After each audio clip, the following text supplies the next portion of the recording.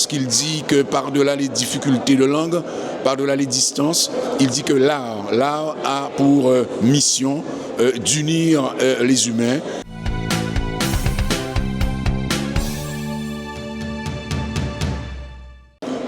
Très bien, ce soir, nous avons vraiment nous assistons à un événement exceptionnel. En effet, dans le cadre du 170e anniversaire de l'arrivée des premiers Indiens en Guadeloupe, le 24 décembre 1854, par le bateau Aurélie, donc arrivaient les premiers Indiens dans des conditions que nous savons. C'est créé à partir de ça une communauté indienne, guadeloupéenne, des Guadeloupéens qui sont indo-guadeloupéens, issus de l'Inde. Et comme il y a des afro-descendants, à eux deux, ils constituent aujourd'hui l'essentiel de la communauté du peuple guadeloupéen. Et nous avons voulu, dans le cadre de cet anniversaire, mettre en exergue ce qu'est cette culture indienne qui fait partie intégrante, je le répète, de la culture guadeloupéenne. Et à cet effet, nous avons invité un jeune artiste, un Sri Lankais, de parents indiens. Le Sri Lanka, c'est un petit île à côté de l'Inde.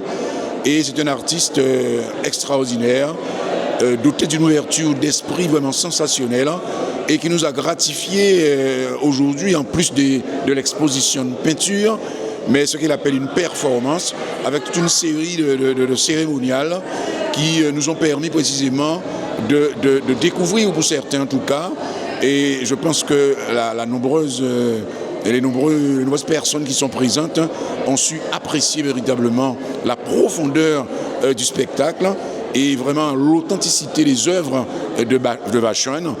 Bonsoir, c'est inspiration de l'humanité, displacement de humain, civilisation, nature, la nourriture, les cultures de différents pays comme Guadeloupe ici. Pour moi, par exemple, quand tu viens de à peu près 15 000 km de loin, et exactement tu trouvais la nature, la nourriture, les gens qui entourent, souriants, accueillants, c'est pareil.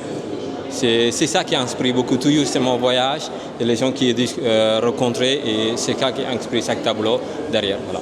Exactement, parce que c'est toujours chaud, comme exactement mer et la nourriture la même, et les animaux, les fleurs, c'est les gens souriants, c'est à 90% les mêmes.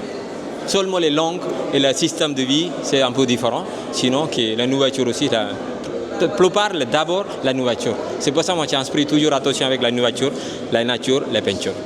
Même encore. Ouais, même encore. Par contre, c'est ça, le tableau 3 ici parle de village, parce que nous allons loin de village, la nature, la humanité, toujours vient dans une carré, un peu capitalisme peut-être, voilà. C'est besoin de nous communiquer avec le humain. Humain toujours vivent en famille, c'est pour ça que nous sommes une famille, tu mets ce titre. Absolument, effectivement, comme vous avez pu remarquer, nous passons un très très bon moment avec un artiste qui nous vient du Sri Lanka et donc qui nous propose une très belle exposition sur l'art indien.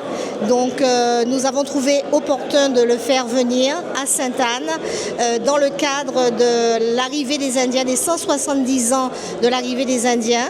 Donc nous sommes dans un mois symbolique et le maire de Sainte-Anne, Franck Baptiste, a souhaité marquer sur son territoire cet événement puisqu'il y a une communauté indienne importante sur le territoire de la ville de Sainte-Anne et bien évidemment ce soir c'est un moment de liesse, un moment de convivialité pour la Guadeloupe puisque qui mieux que la Guadeloupe propose donc une diversité dans sa population et donc aujourd'hui nous fêtons donc la Guadeloupe et son indianité. Célèbre ta vie et honore ceux qui l'ont permis.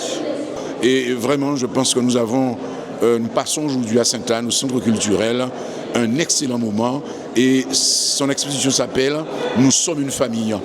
Parce qu'il dit que par-delà les difficultés de langue, par-delà les distances, il dit que l'art a pour mission d'unir les humains et il parle de grandes familles humaines. Donc c'est vraiment tout le bien que nous souhaitons à l'humanité, c'est de se transformer en famille humaine.